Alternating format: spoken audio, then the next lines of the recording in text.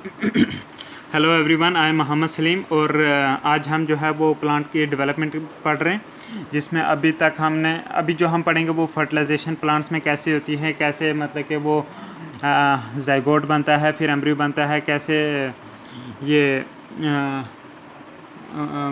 ये जो होता है स्पर्म जो कि पोलन से आते हैं, और ये जो एग सेल होता है एम्ब्रियो सैक में, कैसे इनकी फर्टिलाइजेशन होती है। इससे पहले वाली वीडियो में हमने पढ़ा था ये टॉपिक, जैसे सेक्सुअल लाइफ साइकिल में, जिसमें sporophyte, pollen grains, megasporogenesis, gametophyte generation. ठीक है ना। अब हम जो है लास्ट वाला छोटा सा टॉपिक इस अलग वीडियो में पढ़ लेंगे। फर्टिलाइजेशन इन प्लांट्स कैसे होती है वो हम देखते हैं। ठीक है। हाँ, जो पोलन होते हैं वो स्टिग्मा के ऊपर जर्मिनेट करते हैं। ठीक है। और पोलन ट्यूब की ग्रोथ होती है जो, ठीक है ना। Most of the information of the pollen tube growth is derived from the study of pollen germinated in cultures. ज़्यादातर जो हमें जानकारी मिलती है वो कल्चर में जब लैब में करते हैं, वहीं से हमें इसके बारे में पता चलता है। और ज़्यादातर प्लांट्स में क्या होता है कि पोलन जो है वो एक पोलन ट्यूब बनाता है, जिसको मोनोसाइफोनस बोलते हैं। ठीक है ना। ऐसे पोलन को मोनोसाइफोनस बोलते हैं। लेकिन कुछ मेंबर्स हैं जैसे मालवेसी फैमिली, ककरबिटेसी फैमिली, इनमें बहुत सारी पोलन ट्यूब्स जो हैं वो एक पोलन ग्रेन से निकलती हैं, और ऐसे पोलन को बोलते हैं पॉलीसाइफोनस, या ऐसे टाइप को पॉलीसाइफोनस टाइप। ठीक है। उसके बाद देखें तो पोलन ट्यूब जो है उसकी ग्रोथ जो है वो टिप से शुरू होती है, टिप ग्रोथ होती है। ठीक है ना। साइटोप्लाज्म जो होता है ग्रोइंग पोलन ट्यूब का, वो टिप पे ज़्यादा इकट्ठा होता है। ठीक है ना। क्यों? क्योंकि एक बड़ा वाक्यूल होता है और कैलस की पार्टीशन होती है बीच में। और जो साइटोप्लाज्म होता है ये अनडिफ्रेंशिएटेड ही रहता है, डिफ्रेंशिएट होता है किस किस में, एपिकल में और सब एपिकल रीजन्स में डिवाइड हो जाता है साइटोप्लाज्म। जो वेजिटेटिव न्यूक्लियस होता है, स्पर्म्स होते हैं, साइटोप्लाज्मिक ऑर्गेनेलीज होती हैं, और कुछ छोटी वेसिकल्स होती हैं। All transferred from pollen grain occur in sub apical reason. कि ये सारी चीज़ें जिसमें स्पर्म्स आ गया, वेजिटेटिव न्यूक्लियस आ गया, साइटोप्लाज्मिक ऑर्गेनेलीज, वेसिकल, ये सारे सब ट्रॉपिकल रीजन में पाए जाते हैं। किसके? पोलन ट्यूब के। एपिकल एंड जो होता है इसमें कोई ऑर्गेनेलीज नहीं होती है, लेकिन इसमें बहुत सारी वेसिकल्स पाई जाती हैं। ठीक है ना। जो ग्रोइंग पोलन ट्यूब का टिप होता है इसमें कैल्शियम और पीएच ग्रेडियंट होता है। ठीक है ना। पीएच और हाइड्रोजन आयन कंसनट्रेशन भी होती है, और ये कैल्शियम भी होता है। ठीक है। साइटोसोलिक कैल्शियम कंसनट्रेशन जो है वो हाई होती है, और पीएच जो है वो स्लाइटली एसिडिक होती है। कब? एक्सट्रीम टिप में, जो पोलन ट्यूब की टिप होती है वहाँ पे कैल्शियम कंसनट्रेशन हाई और एसिडिक होती है। ठीक है, टिप। और उसके बाद ये है कि पोलन ट्यूब जो है ये स्टाइल से पास होती है। स्टाइल आपको पता है, ये स्टिग्मा स्टाइल, ये ओवरी, ये फीमेल के पार्ट हैं गाइनोइशियम के। ठीक है ना। तो पोलन ट्यूब जो है ये स्टाइल से होती हुई स्टिग्मा पे शुरू होती है, फिर स्टाइल से होती हुई सीधी ओवेरियन कैविटी में पहुंचती है। पोलन ट्यूब जो है वो ओव्यूल के कांटेक्ट में आती है। ठीक है ना। और फिर एम्ब्रियो सैक में इंटर कर जाती है माइक्रोपाइल वाले एंड से। ठीक है ना। लेकिन कभी कभी चिलेजल टिश्यू से भी इंटर कर जाती है। ठीक है। तो ज़्यादातर माइक्रोपाइल से इंटर होती है। तो फिर क्या होता है कि जो पोलन ट्यूब होती है it enters one of the degenerating synergids, एक उस सिनर्जिट्स में इंटर होती है जो कि डीजनरेट हो रहा होता है। ठीक है ना।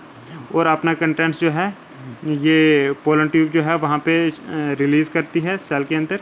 और सिनर्जिट्स जो है receiving the pollen tube partly degenerates before the pollen tube arrives.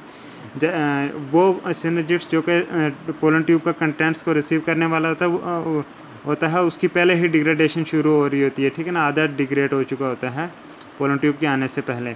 ये एक ऐसा फेनोमेना है जो कि तकरीबन which is possibly associated with the release of chemotropic substance that guide the pollen tube into the altered synergids। ये chemically होता है। ठीक है। कुछ सिग्नल मिलते हैं। जो सेकंड सिनर्जिड्स होता है वो बाद में जो है डिजनरेट होता है, हाँ, मतलब कि जिस सिनर्जिड्स में पोलन ट्यूब आने वाली है वो पहले जनरेट होता है और जो दूसरे वाला वो बाद में। पोलन ट्यूब जो है ये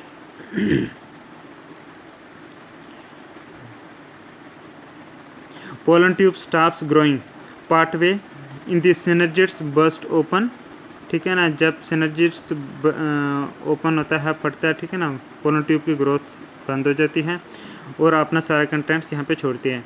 जो वेजिटेटिव न्यूक्लियस होता है और जो सिनर्जिड्स का न्यूक्लियस होता है ये डीजनरेट करता है और एक सो कॉल्ड एक्स बॉडीज़ बन जाती हैं, ठीक है ना। ये डीजनरेट कर देते हैं इनके न्यूक्लियस, ठीक है, डीजनरेटिंग सिनर्जिड्स के और वेजिटेटिव न्यूक्लियस के, तो एक्स बॉडीज़ बन जाती हैं। जिम्नोस्पर्म्स और एंजियोस्पर्म्स में जो है एक्सटर्नल वाटर की ज़रूरत नहीं होती इनके गैमीट की ट्रैवल और फर्टिलाइजेशन में, लेकिन छोटे प्लांट्स में वाटर की ज़रूरत फर्टिलाइजेशन में होती है। अब हम थोड़ा देख लेते हैं डबल फर्टिलाइजेशन के बारे में। जो प्लांट में एंजियोस्पर्म में डबल फर्टिलाइजेशन होती है, तो ये फर्टिलाइजेशन एंजियोस्पर्म का एक डिस्टिंक्टिव फीचर है इनकी लाइफ साइकिल में। जो पोलन ट्यूब आती है उसमें 2 स्पर्म्स होते हैं। उन 2 स्पर्म में से एक तो फर्टिलाइज करता है एग को और बना देता है ज़ाइगोट। इस प्रोसेस को सिनगेमी बोलते हैं, ठीक है, सिनगेमी बोलते हैं। और जो दूसरे वाला होता है स्पर्म, वो सेकेंडरी न्यूक्लियस से जो है फ्यूज़ करता है, कंबाइन करता है। इस प्रोसेस को ट्रिपल फ्यूजन बोलते हैं और इससे जो है एक ट्रिप्लॉइड न्यूक्लियस बन जाता है जिसको प्राइमरी एंडोस्पर्म न्यूक्लियस बोलते हैं। और ये एम्ब्रियो सैक के लास्ट सेंटर सेल में होता है, ठीक है ना। ये जो 2 मेल गैमीट्स की यूनियन होती है, ठीक है ना, with different nuclei of the embryo sac is termed double fertilisation. Means the union of the 2 male gametes, one with the egg and another with central nucleus. This union is called this union with different nuclei of the embryo sac is termed double fertilization.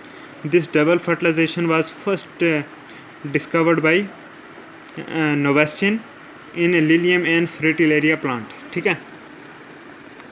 और उसके बाद जो है हम ये देखें कि जो फर्टिलाइज्ड एग होता है तो बाद में फिर ये ज़ाइगोट बन जाता है और ज़ाइगोट से एम्ब्रियो बनता है। प्राइमरी एंडोस्पर्म न्यूक्लियस जो कि उस डबल फर्टिलाइजेशन से बना, ठीक है ना। जब उसमें बहुत सारे डिविजन्स होती हैं वो एंडोस्पर्म बनता है, ठीक है। एंडोस्पर्म में न्यूट्रिएंट्स बहुत सारे होते हैं जो कि जब एम्ब्रियो डेवलप हो रहा होता है तब उसको ये खुराक देता है, ये न्यूट्रिएंट्स देता है कौन, एंडोस्पर्म। तो इसलिए मतलब कि ये सही चीज़ है, फ़ायदेमंद चीज़ है, न्यूट्रिशियस है। बहुत सारे मोनोकार्ड्स और कुछ डाइकार्ड्स में क्या होता है कि एंडोस्पर्म जो है ये also stores the nutrient that can be used by seedling after germination. कि जब जर्मिनेशन वगैरह होगी, जब सीड मतलब कि जब पनीरी जैसे प्लांट उगना शुरू होगा तब भी जो है ये अपने न्यूट्रिशन प्रोवाइड करता है, इतना स्टोर करके रख लेता है। तो ये आउटलाइन एक डबल फर्टिलाइजेशन की देख लेते हैं। तो इसमें देखो डबल फर्टिलाइजेशन में क्या है कि जो 2 स्पर्म आए, एक एग से फ्यूज़ होगा, एक सेकेंडरी न्यूक्लियस से, ठीक है ना। ये स्पर्म जिसको मेल गैमेट बोलते हैं, एक होगा एग से, दूसरा होगा सेकेंडरी न्यूक्लियस से। तो इसमें दोनों जो हैं, एग भी हैप्लॉइड है, मेल गैमेट भी हैप्लॉइड है, इसलिए जो बनेगा इनकी फ्यूजन से ज़ाइगोट वो डिप्लॉइड होगा, इसको सिनगेमी बोलते हैं और इस ज़ाइगोट से एम्ब्रियो बनेगा। फिर जो आ गया सेकेंडरी न्यूक्लियस, ये डिप्लॉइड है और मेल गैमेट हैप्लॉइड है, और एक डिप्लॉइड एक हैप्लॉइड, ये 3n हो गया जिसको ट्रिप्लॉइड बोलेंगे, ठीक है ना। तो इसमें ये ट्रिपल फ्यूजन बोलते हैं, प्राइमरी एंडोस्पर्म न्यूक्लियस बोलेंगे जो कि ट्रिप्लॉइड है, उसके बाद इससे बनेगा endosperm. So thank you watching इसको देखने के लिए, ठीक है। और हाँ, अभी थोड़ा सा और बात है, एक ये डायग्राम थोड़ी सी देख लो, फिर थोड़ा एंडोस्पर्म के बारे में पढ़ लेते हैं इसी वीडियो में, ठीक है। ये एंजियोस्पर्म की लाइफ साइकिल बताइए, ये कैसे फ्लावर है, इसमें जो है ओवरी में ये मेगास्पोर मदर सेल बनेंगे, उसमें फिर मियासिस होगी, हाँ मेगास्पोर बनेगा, ठीक है ना। ये होगी मियासिस, फिर मेगास्पोर बनेगा, फिर एम्ब्रियो सैक बनेगा कैसे। और इसी तरह से ये एंथर्स हैं, ठीक है ना, इनमें ये टेट्रास्पोरेंजिएट है, इसमें पोलन मदर सेल बनेगा, उसमें मियासिस होगी, ठीक है ना। मियासिस से फिर ये 2 बन जाएंगे, फिर उसके आगे जो हैं करते करते 4 न्यूक्लियस वाले माइक्रोस्पोर बन जाएंगे, फिर ये पोलन ग्रेन बन जाएगा, ये आके पड़ेगा इस स्टिग्मा के सरफेस पर, वहाँ से पोलन ट्यूब बनेगी, ठीक है ना। पोलन ट्यूब की फॉर्मेशन होगी, ये बन रही है पोलन ट्यूब अंदर, ये स्पर्म को लेके जा रही है, ठीक है ना। ये ऊपर की जो पोलन ग्रेन्स की वाल हैं ये मतलब टूटेंगी तभी तो अंदर ये निकलेगा, ठीक है। वहाँ पे अपर्चर्स वो पोर्स वगैरह होते हैं, ठीक है।